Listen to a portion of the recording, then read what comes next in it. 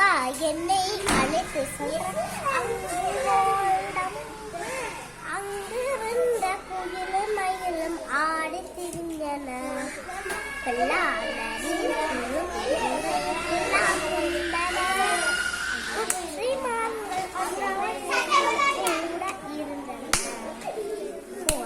என்னை பார்த்து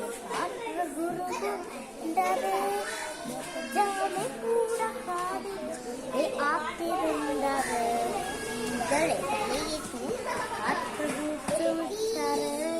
கரடி கூட உரிமை கண்டு சுரட்டை கூட கோபம் சிறு பார்த்து அருகிலே சிங்கம் கரடி சிங்கம் புள்ளி நின்ற பயமில்லை.